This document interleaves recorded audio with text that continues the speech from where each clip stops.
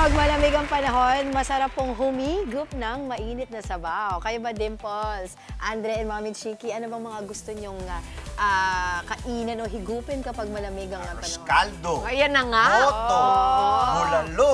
Champurado. Champurado. Yan, mahilig ko sa mga sabaw talaga. Aba, tama-tama na. Tama-tama kasi Oo ito ang nga. aking ibibida this morning. Wow. Ayan.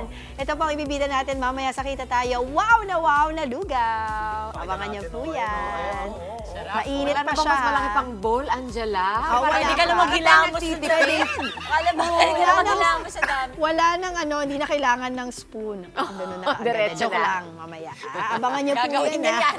Mamaya, Andre, ikaw Wala bahala. ko yung bowl mong maliit dito. Oo, di ba? Yan pwede natin Ang ngayon bumawi. Meron naman pala tayong bowl na ganito. Bakit na? Yung bowl kasi dati ni Mami Dins. Oh, parang tinipid naman. 15 yung ingredients, Mami.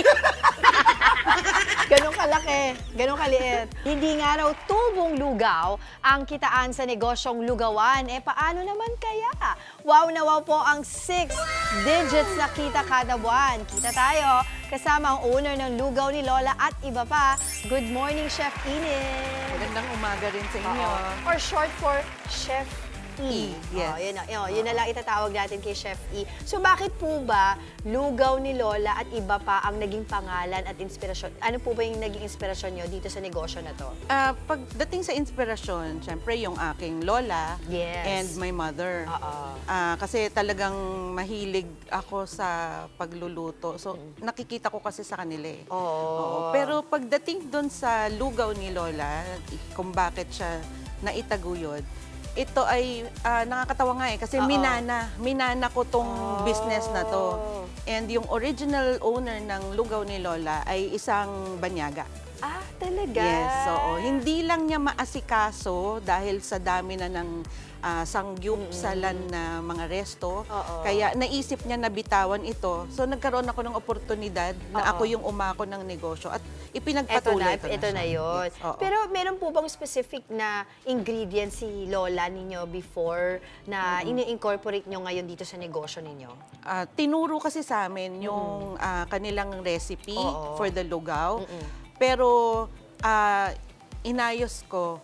Hindi dahil sa hindi masarap, pero syempre gusto ko meron akong sariling May trademark mo din. Merong trademark. May pinamana si Lola na lalagyan mo ng trademark Correct. mo. Yes, Sige, ito, yes. sa dami po kasi syempre ng mga lugaw na natikman natin, ano po ba yung edge ninyo? Ano po ba yung pinagkaiba? At ano-ano po ba yung mga topics ng inyong mga lugaw? Okay, so nung time na nagpapatayo kami nung resto, kasi dati ano lang kami kiosk kami sa isang malaking mall sa Makati. Hanggang sa nung nag-second wave ng pandemic, naging cloud kitchen muna si lugaw ni Lola. And then later on, we decided na magpatayo na ng resto. di ba? So, during that time, iniisip ko kung ano ba ang pwedeng maging iba Yes. para umangat ang lugaw naman ni lugaw ni Lola. So, naisip ko itong tower namin, which we call, Nakita natin ha, mga kapatid. ang itong tawag tower. namin dyan ay Mangkok Saluset. Okay, So, Mangkok ang Saluset. Mangkok Saluset. So, halos We have- lahat ng aming mga toppings, which are bacon bagnet, meron din yun. kaming chicken, Okay. goto, tofu, at saka yung Fried- chicharon bulaklak. Ayun, ito, Oo. yan. Tapos fried nilagyan din dilis. namin siya ng dilis. Okay.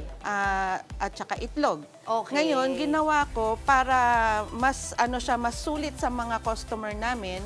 Nilagyan na namin siya ng turon para may Panghimagas, dessert, panghimagas. Tapos ang aming kalamunding at pulot. Okay. So, ano po yan pag in-order nila? Ito yung tower. Yan yung tapos tower. Tapos may kasamang, ito yung bowl. Ang Ito ganda. yung Alam mo, pang standard Instagrammable talaga Oo. yung mga hinatag mo sa amin dito. No? So, before we move on dun sa mga tikiman portion natin, which is yun talaga yung nilook forward namin, tanong ko po muna, kasi syempre yung mga kababayan po natin, mga kapatid natin na interesado magnegosyo, ang tanong po nila dyan, meron po ba kayong starter kit sa pagnenegosyo para naman po, just in case, makapag-start sila? Okay. Nagsimula kasi ako na talagang maliit lang. So, ang naging puhunan ko before kami nag-mall, ang naging puhunan ko siguro mga 1,000. 1,000 lang Oo, yan, pang-ipon lang ba ng ingredients? oo, Tapos oo. from the mga orders, doon ako nag-ipon ng pambili ng gamit, pambili ng more ingredients.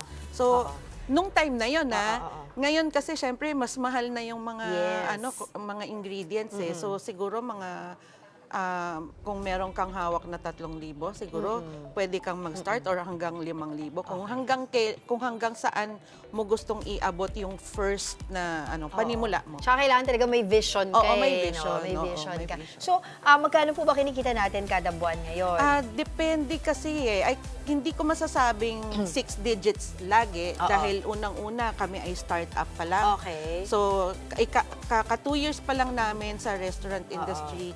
So, siguro mga 5 digits. 5 digits. Oo, Okay. naglalaro sa ganun. Okay, sige po. Ito na, syempre, ano pa po yung mga iba pang Okay. inaalok? Kasi sabi niyo po, lugaw ni Lola at iba pa. So, Yes. ano pa po yung mga at iba pa? Okay. So, yung kaibahan ng lugaw ni Lola is we think of mga pagkain na pag tinampok namin yan, hindi lang siya ordinaryo, kundi extraordinary. Yes. At pang Pinoy talaga. Yes. Okay, Pang so Pinoy, iaangat natin kasi lagi yung pagkaing Pinoy. Yes. So, ano po ito muna? Oo. Yan Nasa tabi ay, ko. di ba meron tayong classic beef pares? Ginawa namin dyan ay osobuco pares. Osobuco, oh my gosh, ang sarap nito. And then So we that- have this. Then we have this. This is, we call it Lani Meat Salut Chow. Lani Meat Salut Yeah, Chow. budel. Kasi ito, lahat halos meat. Oo. Tapos meron kaming Mga budal-budal Oo, fight ang datingan meron kaming niya. yellow rice or amarillo rice, tapos may talong, ensalada. Naku, Ito po ha. And then lastly, ito po. And ano lastly, to? this is our Pinoy fried rice. Ayun. So, pag sinabing Pinoy fried, kasi fried siya ng mga Pinoy for us. Oo. So, may tuyo, Alam mo may na, the usual skinless, pride the of the us- Pinoy. Yes. Sige, ito na, the moment of truth. Tatawagin na natin ating Tikim Squad for this morning. Pero aamuhin You have to ko. be here. Alam Diba, mo, kanina Andre, pa nga nasaan sabi ko ka kay na? Chef E, sabi ko, Chef, alam mo ba, ganitong pagkain, ang trip na trip namin. Sarap. Alam mo, sarap niyan, makataas ang paa mo, tapos Oo, maganda. ayan o. Pero social kasi lemon, ha? Oo. Actually, dapat kalamansi. Kalamansi. Nadampot ko lang yung lemon. Chef, gusto ko lang may bisita tayo. Patikwin din natin si Doc Direk Don Quaresma. Naging doktor ka pala. Natawag pa kita, Doc. Sige. Pero Chef, anong gusto ko lang tanong, Angela. Gusto ko, dahil very Tikman mo. masarap, very successful. Ano po yung sikreto nyo? Kung okay lang bang ikwento? Kasi Sinabi na secret niya yan. kanina. Kanina. Oh, oo pero nga pala. sige, go. Sige. Hindi, oo nga. Sorry. Hindi, syempre, yung Sorry. pagmamahal sa craft. Yan. Oo naman. Oo.